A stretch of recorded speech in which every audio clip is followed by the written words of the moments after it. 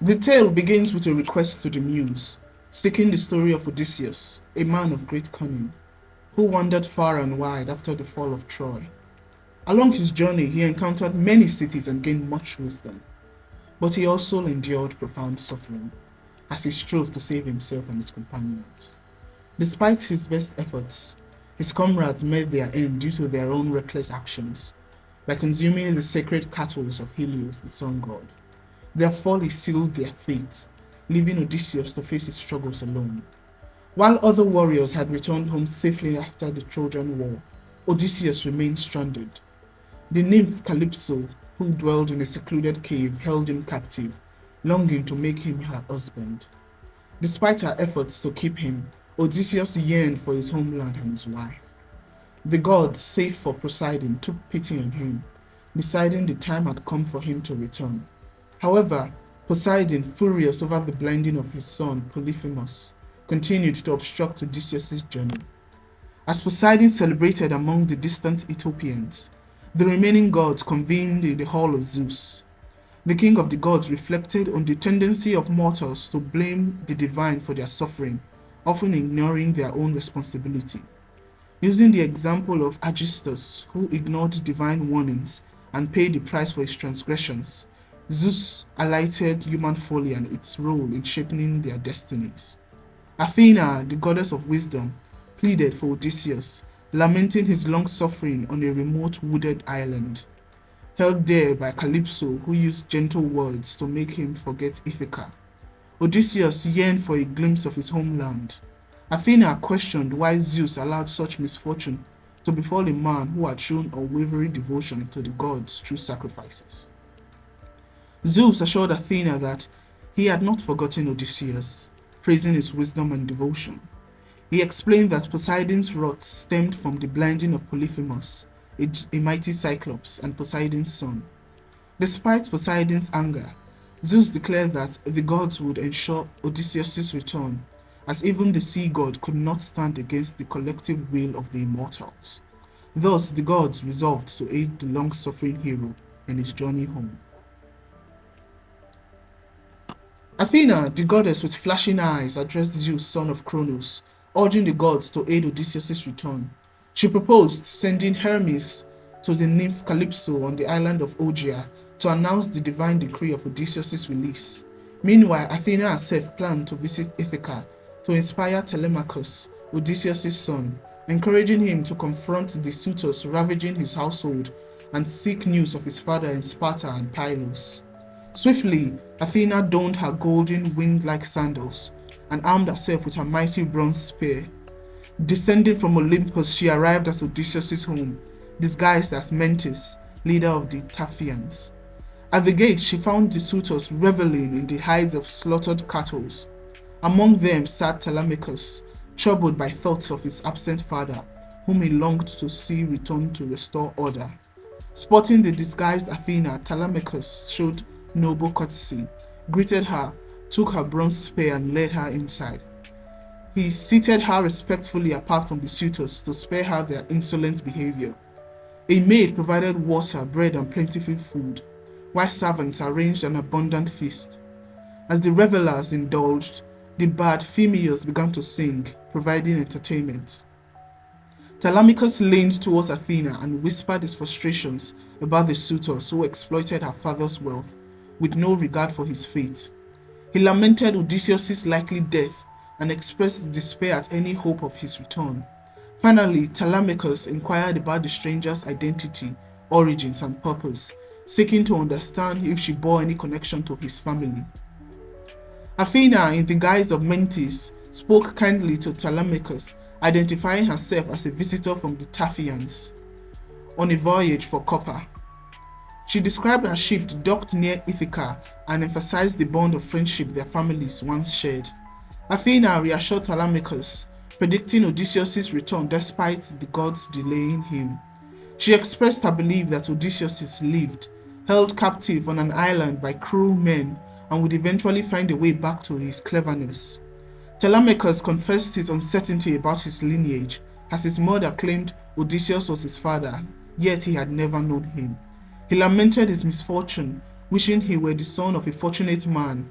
Athena encouraged him, affirming his noble heritage and asking about the suitors' disgraceful behavior.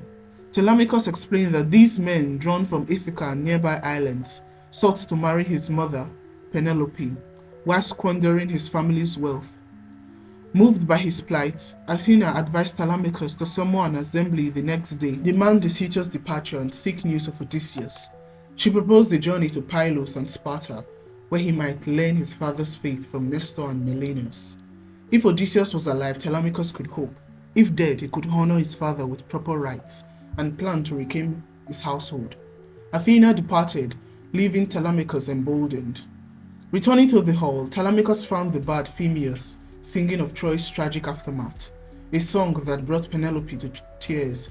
She requested a different theme, but Telemachus urged her to endure the tale, reminding her of the many lives lost at Troy. Asserting his growing authority, he sent Penelope to her chambers. The suitors continued their revelry, but Telemachus warned them of divine justice if they persisted in their excesses. This boldness surprised the suitors, though they mocked his resolve. Antinous taunted him, doubted his claim to kingship, while Eurymachus dismissed the stranger's significance. Despite their jeers, Telemachus retired to his room, reflecting on Athena's guidance, determined to seek his father and confront the suitors. The following day, an assembly convened in Ithaca for the first time since Odysseus' departure. Aegyptius, a respectful elder, opens the meeting, praising Telemachus for stepping into his father's role and calling the gathering. Aegyptius reflects on the solemn occasion, marking a rare moment of unity for the community. Telemachus rises to speak, delivering a heartfelt address. He mourns the loss of his father and chaos overtaking his household, condemning the suitors who have overrun his home. These men, the sons of Ithaca, waste Odysseus' livestock in their relentless pursuit of Penelope. Telemachus rebukes them, asserting that honorable men would have sought Penelope's hand from her father, Icarus, rather than exploiting her family's hospitality. Antinous, one of the suitors, shifted blame to Penelope. He accuses her of leading the suitors on while refusing to choose among them. He recounts her deception. Penelope vowed to select a husband once she completed weaving a burial shroud for Laertes, Odysseus' father. However, she unraveled her work each night, stalling her decision indefinitely. Antinous demands she be sent back to her father so he can arrange her remarriage. Telemachus vehemently rejects the notion of casting out his mother and prays for divine retribution against the suitors. As if in answer, two eagles appear, locked in combat. Laertes, a soothsayer, interprets this as a sign of Odysseus' imminent return and a warning of the suitors' doom. Despite the ominous prophecy, the suitors dismiss the warning and the assembly ends without resolution. Later, as Telemachus prepares for a journey to Pylos and Sparta to seek news of his father, Athena visits him in the guise of Mentor, a trusted friend of Odysseus. She reassures him of the journey's promise and secretly gathers a loyal crew by assuming Telemachus' appearance.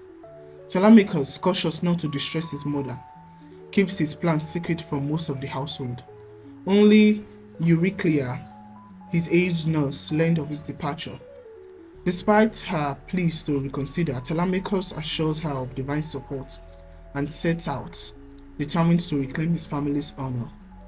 At Pylos, Telemachus and Mentor, Athena in disguise, arrive to witness a grand religious ceremony dedicated to Poseidon, the sea god, where dozens of bulls are sacrificed.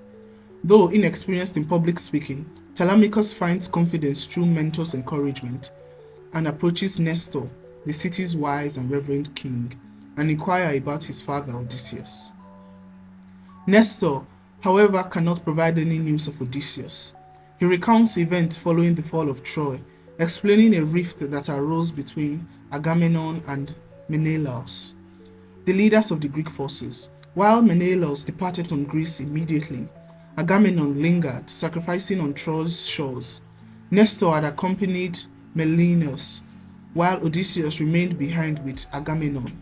Since then, Nestor has heard nothing of Odysseus. He expresses hope that Athena, who once favored Odysseus, will extend her grace to Telemachus.